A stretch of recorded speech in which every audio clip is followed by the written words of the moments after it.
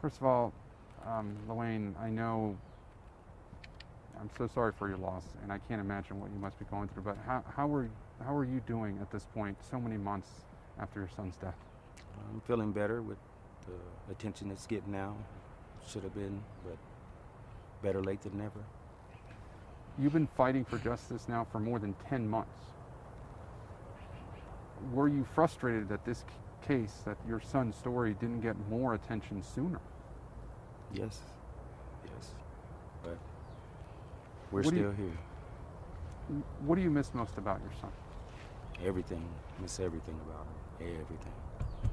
What type of kid was he? Good kid, smart, full of energy, smart as a whip. Like I said, he's special, just a special soul. What? There's so much to go on, but talking about the investigation that's now going on to not just your son's death, but also this news that you heard several days ago about the pictures that are now being reviewed, the internal investigation just wrapping up, and now that federal authorities are looking into this case too for civil rights violations. What do you make of those recent things? You know, the pictures that were taken. What do you make of them? They're cowards and they can't contain themselves. So, Mari, what have you, to get your reaction to the DOJ and the FBI now confirming that they had been reviewing this case for civil rights violations? Does that change anything? You know, that comes as a real surprise to us, and I would like to think that the DOJ and the Civil Rights Division would reach out to us. We'd be happy to provide whatever help we can, whatever information we can. Obviously, we very thoroughly reviewed the evidence ourselves, and so we are very hopeful that the Department of Justice comes to a conclusion, but we haven't heard a single thing from them yet, so it comes as a real surprise. And that is interesting that the family had not been, or not heard from either of those agencies. It is difficult sometimes to prove a civil rights violation at the federal level because you have to prove intent. Why, in your view, is this a clear case of a civil rights violation? Unfortunately, the Aurora Police, sorry, I'll start that sentence again. You know, why, in your view, is this a clear case of a civil rights violation? Unfortunately, the Aurora Police Department has a long and sordid history of both racism and brutality. And so this is one in a very, very long string of civil rights abuses.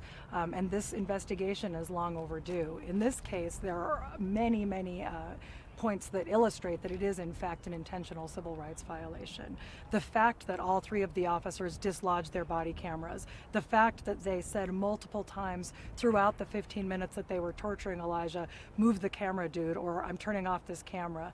The fact that they applied multiple kinds of horrible physical restraint on him, including those 2 carotid chokeholds, and inflicted multiple other kinds of restraint as well. They mocked him as he was dying. They threatened to sick dogs on him. I mean, the fact that the Aurora Police Department exonerated all of those involved officers who went hands-on demonstrates that it is a very troubled department, to put it mildly. Should they have used that much of a sedative on him? There was no right to use any sedative whatsoever on Elijah. Elijah was, first of all, there was no right to stop him. There was no reasonable suspicion he had committed any crime. The 911 caller was clear that he had no weapon, had committed no crime, and that no one was in danger. So there was not a legal right to do one bit of it, and certainly no right to inject him with any ketamine at all, but certainly not a dose that was designed for somebody more than twice his size.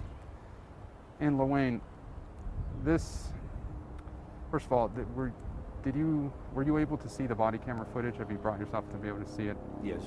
What struck, hold on one second, the plane is going overhead. Stand by.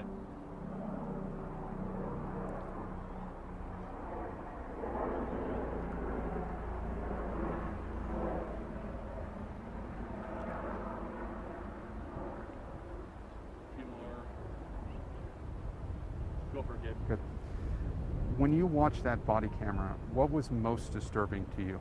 The coldness of it, just the cold and uncaring. The coldness, just The fact that there was an internal investigation of this previously, the department's found that its officers had followed policy. The district attorney, of course, declined to file charges, but just a few days ago, the governor appointed the special prosecutor. What do you make of the governor appointing that special prosecutor? Thank him. I thank him because they're corrupt, so they don't want to investigate, but I thank him. Do you think that your son's story would have gotten this national attention if not for the death of George Floyd in Minnesota? I'm not sure, but it's hard to say, but And we're again, still here. What is it you want people to know about your son? He was special, and he is missed. He's gonna be missed. Very Now, special. We spoke with one of his friends who was a client of his as a massage therapist. Tell me a little bit more about him. For people that don't know him, he was 23. He was, just 140 pounds. He loved to play violin. But tell me some of the things he liked to do. How would you describe your son to people that did not know him? Just a ball of joy. Different. Sunshine. You know what I mean? He was sunshine. That's all I can put it is. I love him. You were talking to me earlier that he was going far, and then he loved to travel. Tell me about that. Well, he said he wanted to travel, so that was one of the things in his heart. So I know he would have went far, did great things. What would you tell people who are considering protesting for your son's life and that have been out, the more and more people that have now gathered over the last several weeks, more protests planned in the coming days? What would you tell those people? Thank you and stay safe. Thank you and stay safe, yes. A lot of celebrities have just started tweeting about your son's life. Millions of people signed this online petition. What would you say? Have you been overwhelmed? How overwhelming has the response been over the last couple of weeks? Very overwhelming. Thank you and thank all of them. We needed it, and it's just like yesterday. So I'm still here, and took a while to get here, but it's coming finally. So. And you said it was just like yesterday. When you first heard that your son was in the hospital, or when you first heard of what happened to your son, what went through your head? Disbelief.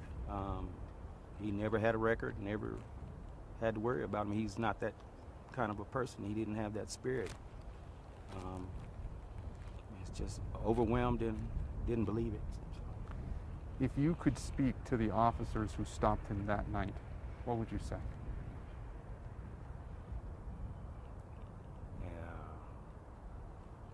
You're a coward, but you shouldn't be police officers anymore, and we're coming for your job. So I've spoken to Mari before. You obviously want criminal charges in this case. The governor and the police chief, this further investigation could take months. How quickly do you want a result? As long here? as it takes, I'm still going to be here. Mm-hmm. I'll still be here. So as long as it takes to get justice, held accountable for your actions. When was the last time you spoke to your son? It was about 2 months before he was doing his little thing, and. And tell me about something many friends have told us about how he would always bow with gratitude. That's something that just struck a lot of people. That just really spoke to the kindness and what type of kind person he was. Tell me a little bit about that. How kind of a young man was he? Well, most of the stuff he liked, like he would ball it all up and add this to this because I like this. So he started meditating, and I'm pretty sure that it came from something like that to where just peace. He was a peaceful person. A peaceful person. Yes.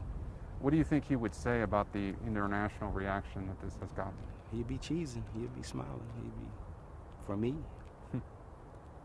be wanting to do something for you guys.